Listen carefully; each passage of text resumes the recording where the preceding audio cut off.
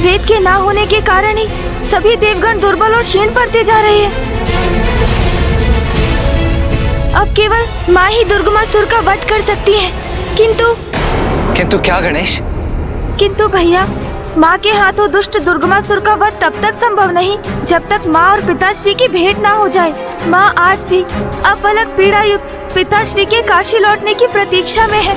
भैया, हमारे लिए भी ये एक कड़ी परीक्षा का समय है, क्योंकि अब हमें केवल ऋषि जैगिश्वे की मुक्ति का ही नहीं, वरन माँ और पिताश्री के शीघ्र मिलन के लिए प्रयास तीव्र करना होगा। तभी माँ की पीड़ा भी दूर होगी और इस पीड़ा के अंत से ही सृष्टि पर छाई दुर्गमासुर नामक संकट का भी अंत संभव हो पाएगा। भैया, ज्ञात नहीं इस अंतराल दुष्ट दुर्गमासुर की अगली योजना क्या हो, इसलिए अब शीघ्र अति शीघ्र माँ और पिताश्री का मिलन अति आवश्यक हो गया है। भैया,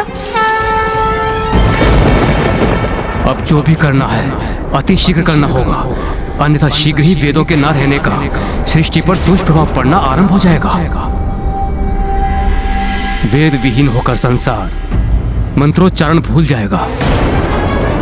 पूजा पाठ, यज्ञ आदि की धार्मिक क्रियाएं थम जाएंगी।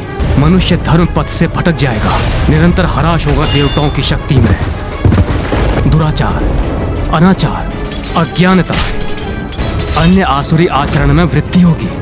देवता बलहीन होने के कारण अच्छाई की रक्षा करने में असमर्थ होंगे। इसीलिए समस्त संसार में अधर्म रूपी बुराई का ही बोलबाला होगा। और दुर्बलता के कारण सभी देवगण अपना अपना दायित्व निभाने में असमर्थ होंगे। देवराज इंद्र का वर्षा और बवंडर से नियंत्रण खो जाएगा।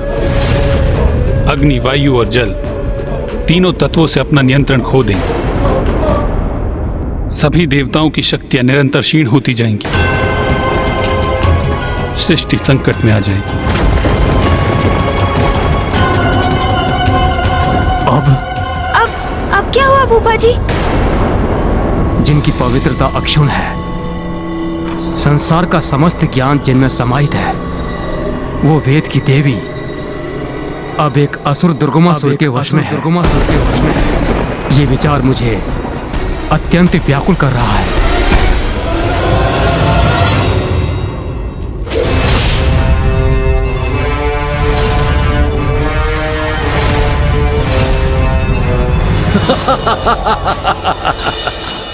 दुर्गमासुर की युक्ति का तोड़ निकालना अत्यंत दुर्गम है, क्योंकि ज्ञान की सरिता और वेद की देवी पर अब मेरा अधिकार है, दुर्गमासुर का अधिकार है।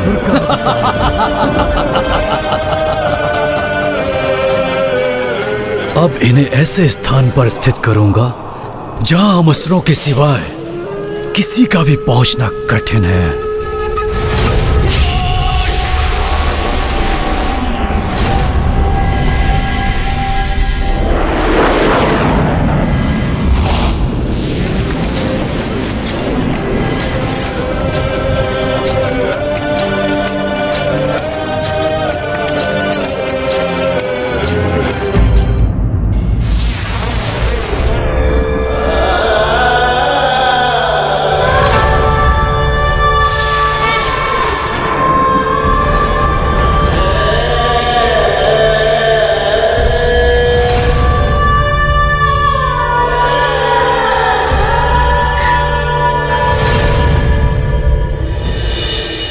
फूफा जी, आपके समान मैं भी चिंतित और व्यथित हूँ। वेद माता का हरण कर ले गया दुष्ट दुर्गमासुर। इसकी तो कल्पना भी हमारे लिए अपार वेदना का कारण है। किंतु मुझे ये भी ज्ञात है कि वेद की उत्पत्ति भी तो माँ आदि शक्ति से ही हुई है। माँ ने तो स्वयं इसकी चर्चा मुझसे की थी कि प्रत्येक दिवस के भोर में वेद माता माँ के चरणों में अपना मस्तक रख उनका अभिवादन करती हैं, जिसके परिणाम स्वरूप माँ के चरणों का सिंदूर उनके मस्तक पर स्थित हो जाता है।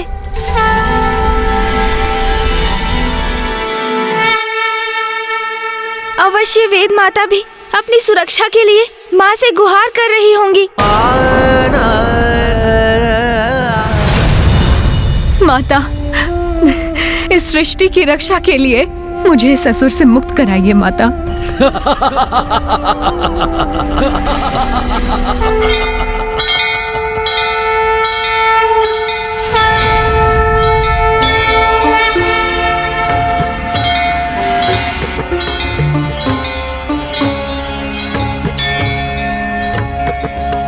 ये माँ के मंदिर में कैसी विशेष तैयारियाँ हो रही है मामा जी?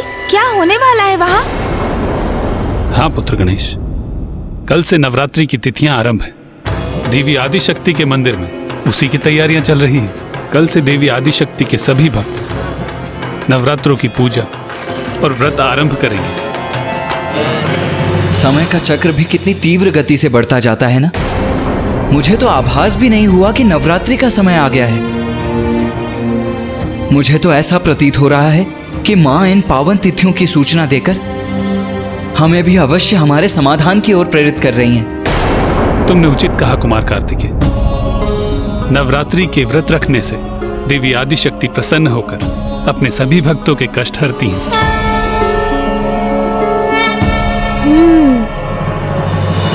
और हमारे संकटों का निवारण तो माँ के द्वारा ही संभव है, इसलिए हम भी नवरात्रि के व्रत और पूजन करेंगे।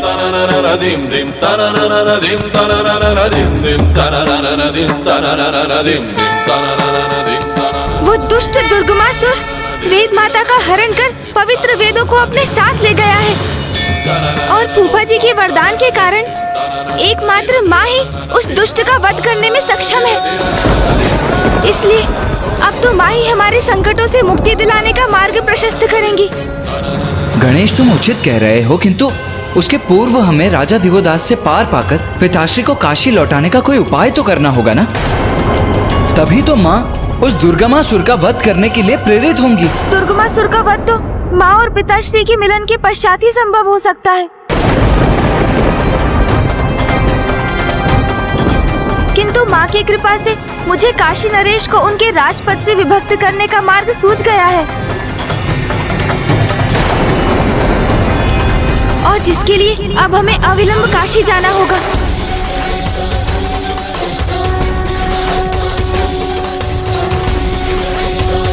गणेश जी, भले ही इस अवस्था में तो हम युद्ध नहीं कर पाएंगे और संकट के समय में हमको योगदान न करें, ये सर्वथा अनुचित होगा। सहायता तो आप सभी देवता करेंगे इंद्रदेव, किंतु युद्ध करके नहीं, माता के नवरात्रि का व्रत रख के।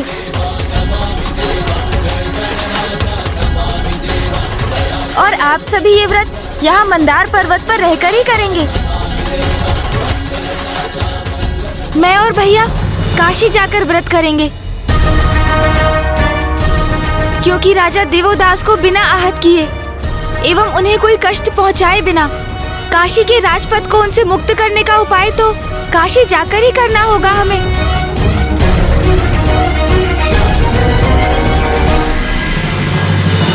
कितना बड़ा और दुर्भाग्यपूर्ण परिवर्तन आ गया है तुम्हारे वैभव में।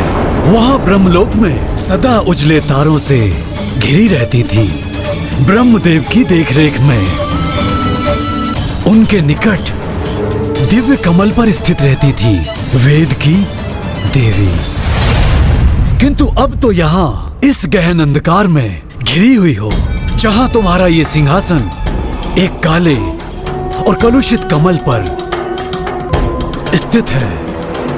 यहाँ तो मेरे लिए श्वास लेना भी कठिन हो रहा है। इस पाप में अंधकारी स्थान पर क्यों लेकर आए हो मुझे? क्योंकि आपका यही नवीन स्थान है। अब आप मेरे अधीन हैं और मैं आपका नवीन स्वामी। बड़े मूर्ख हैं ये देवता, जिन्हें मेरे वास्तविक आशय का भान भी नहीं हुआ। मेरी दृष्टि स्वर्ग के सिंहासन पर नहीं, मेरी रुरु पुत्र दुर्गमासुर की दृष्टि तो आरंभ से आप पर ही थी देवी, क्योंकि मुझे ज्ञात था यदि आप लुप्त हुई तो संसार से धर्म का भी लोप अवश्य होगा, और फिर संसार में पाप और अनाचार का विस्तार होगा। देवता दुर्बल होंगे और असुरों की शक्ति बढ़ेगी। मैं रुरु पुत्र दुर्गमासुर सृष्टि पर अपना एक छत्र राज्य स्थापित करूंगा। इसलिए इस नवीन स्थिति को स्वीकार कीजिए, क्योंकि अब तो सदा आपको इसी एकांत में ही रहना होगा देवी।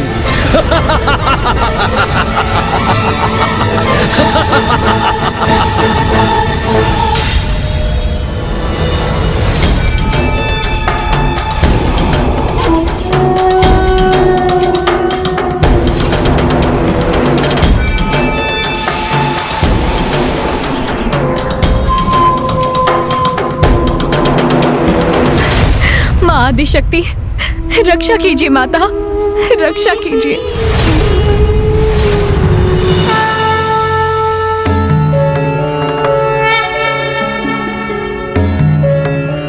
प्रणाम माता।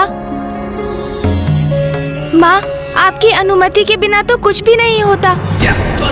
ये सभी जो यहाँ घटित हो रहा है, इसमें अवश्य आपकी ही लीला छिपी है माँ। पिताश्री ने काशी का परित्याग किया। उनका अनुसरण करते हुए समस्त देवता भी काशी से प्रस्थान कर गए, किंतु आपके और पिताश्री का वियोग काशी की शोभा और दिव्यता में वृद्धि का कारण बना माँ। क्योंकि अब फूफाजी ब्रह्मदेव, सूर्यदेव और 64 योगिनी माताओं के धाम भी यहाँ स्थापित हो गए हैं, किंतु अब पिताश्री को काशी लौटाने को सुगम बनाने का समय आ गया है माँ। और दुष्ट दुर्गमासुर वेद माता का हरण कर ले गया है। उस दुष्ट दुर्गमासुर का वध कर उससे मुक्त कराने का सामर्थ्य तो एकमात्र आप में ही है माँ। किंतु जब तक पिताश्री नहीं लौटेंगे, आप अपने स्थान से तनिक भी नहीं हटेंगी। इसलिए आप उस दुर्गमासुर का वध कैसे करेंगी माँ? और राजा देवोदास के रहते पिताश्री काशी में कदापि प्रवेश नहीं करेंगे। इसलिए अब हमारे समक्ष एक बहुत बड़ी विडंबना उपस्थित हो गई है माँ। माँ, इस दुविधा का समाधान मेरे पास नहीं, एकमात्र आपके पास है। मेरे पास कुछ है तो वो है मेरी भक्ति। भैया, मैं और समस्त देवता अपनी भक्ति से ही प्रयास करेंगे माँ। हम सभी नवरात्रि के व्रत और पूजन करेंगे। और मुझे विश्वास है कि हमारी भक्ति के परिणाम स्वरूप आप हमारा मार्गदर्शन अवश्य करेंगी माँ। हमें उचित समाधान सुझाएंगी आप। इसलिए हमें आशीर्वाद दीजिए माता कि हम ये पूजा और व्रत समर्पण और भक्ति भाव से संपन्न कर सके। हमें आशीर्वाद दीजिए माता। पुत्र गणेश, मेरा आशीर्वाद तो सदैव तुम्हारे साथ है और मुझे ज्ञात है कि अपनी भक्ति और युक्ति से तुम कोई न कोई मार्ग अवश्य ढूंढ लोगे। प्रणाम माता।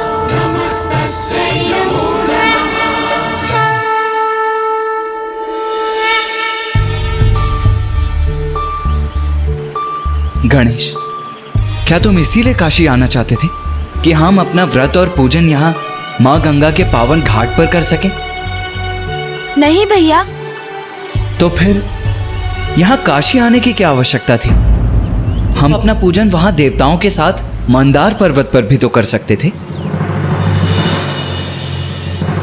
भैया, संसार के प्रत्येक प्राणी का कार्य समय निर्धारित है और यही व्यवस्था मनुष्यों में भी है। भले ही राजा देवोदास काशी के एक धर्मनिष्ठ और कर्तव्य परायण राजा रहे हो, किंतु अब उनके भी संसार से मोह माया के त्याग करने का समय आ गया है और अब उनके जीवन का जो पड़ाव निर्धारित है वो है वानप्रस्थ आश्रम।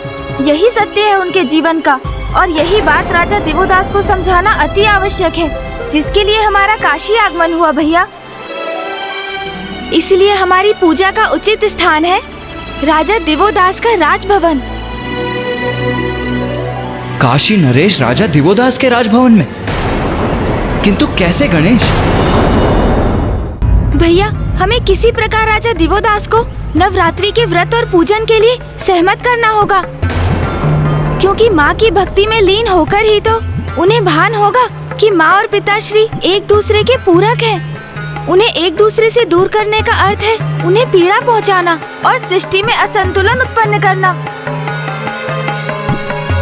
उचित है गणेश, किंतु गणेश, हम राजा दिवोदास के भवन में जाकर उनसे व्रत और पूजन करने के लिए तो नहीं कह सकते ना? हाँ भैया, यही मैं भी सोच रहा हूँ कि राजा दिवोदास के राजभवन में प्रवेश करने का क्या उपाय है। कृपया इसे स्वीकार कीजिए ऋषिवर, आप भी लीजिए।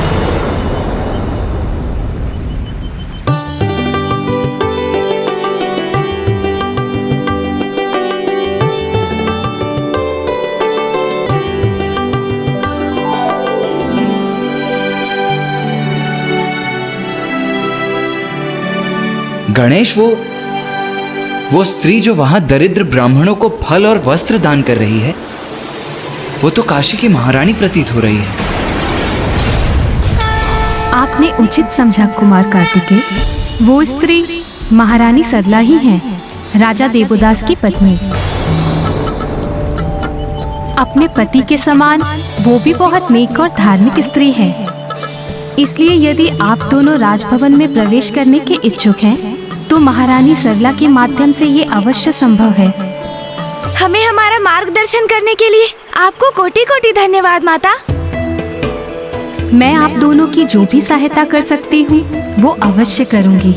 बस आप दोनों किसी भी प्रकार महादेव को काशी लौटाने का मार्ग ढूंढिए। महादेव की अनुपस्थिति में काशी अपूर्ण है और हम सभी नहीं, माँ आदिशक्ति भी अत्यंत व्यथित हैं। हमें सफलता का आशीर्वाद दीजिए माता। कल्याण हो।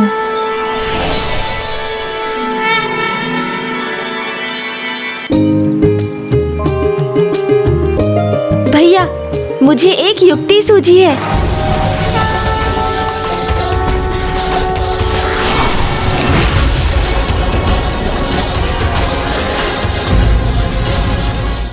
गणेश, ये क्या कर रहे हो तुम? माँ के निर्देश का पालन भैया। बुद्धि और युक्ति का प्रयोग कर रहा हूँ मैं। चलिए, अब आप भी मेरे समान वस्त्र धारण कीजिए।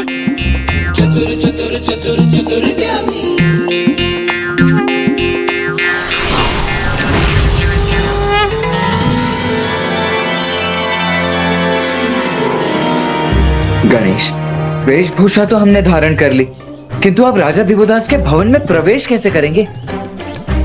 मेरे पास उसके लिए एक योजना है भैया, बस आपको उसका अनुसरण करना होगा। तुमने तो मात्र भिन्न वस्त्र धारण किए, भिन्न भेष कहाँ धारण किया है? हो तो तुम अब भी गणेश ही ना? भैया, आप प्रश्न बहुत करते हैं। आपको तो मैं अपने स्वाभाविक रूप में ही दिखाई दूंगा, किंतु अन्य सभी को मैं गणेश नहीं, एक साधारण ब्राह्मण बालक ही प्रतीत होऊंगा। आइए, मैं आपको अभी दिखाता हूँ।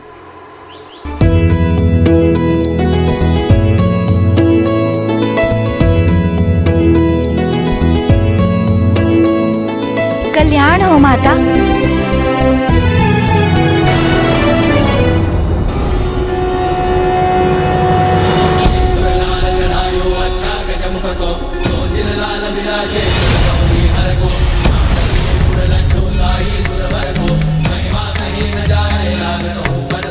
प्रणाम ब्राह्मण देवता। कल्याण हो माता।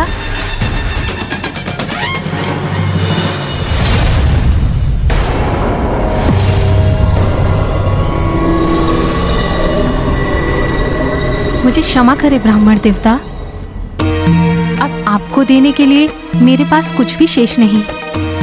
माता, हम आपसे यहाँ पर दक्षिणा प्राप्त करने नहीं आए हैं। हम तो बस यहाँ से निकल रहे थे तो हमारी दृष्टि आप पर पड़ी और हमारे मुख से स्वतः आशीर्वचन निकल पड़े। आप तो अति भाग्यशाली है माता। आपकी मनोकामना पूर्ण हो गई है। मनोकामना? कौन सी मनोकामना प्रभु? बाल्यावस्था में नाग कन्या ने ब्रह्मदेव की प्रार्थना की। प्रभु ब्रह्मदेव, मेरे पिताश्री नागराज वासुकी जी मेरा विवाह किसी योग्य नागपुरुष से करवाने के इच्छुक हैं, किंतु मेरी इच्छा है कि जब मैं उचित आयु में पहुंचूं तो मैं किसी ऐसे पुरुष, किसी ऐसे मनुष्य के साथ विवाह करूं जो धर्मनिष्ठ हो और आपका परम भक्त हो। यदि आपके प्रति मेरी भक्ति सत्य है तो मुझे वरदान दीजिए कि मेरी मनोकामना पूर्ण हो। ब्रह्मदेव ने आपकी प्रार्थना स्वीकार कर ली और आपको वरदान दे दिया। तथास्तु। समय आने पर ब्रह्मदेव के दिए वरदान के अनुसार आपका विवाह राजा दिवोदास जी से हो गया। आप तो अद्भुत हैं, ज्योतिष शास्त्र में निपुण हैं। जो घटना बचपन में घटित हुई, जिसे मैंने आज तक किसी से साझा नहीं किया, उसे आपने कितनी सरलता से ज्ञात कर लिया। जो सबसे अज्ञात है उसे भी ज्ञात कर लेते हैं मेरे अनुज भ्राता। ज्योतिष ज्ञान के प्रकांड विद्वान जो हैं। आप जैसे विद्वान के काशी आगमन से काशी धन्य हुई, किंतु आपका उचित सम्मान तो मैं राजभवन में ही कर सकती हूँ। आप हमारे साथ चले विप्रवर। मेरे पतिदेव को भी विद्वानों का स्वागत करने में बहुत आनंद का अनुभव होता है। कृपा कर हमें भी अपनी सेवा का अवसर दीजिए। अवश्य महारानी, हम आपका आतिथ्य स्वीकार करते हैं।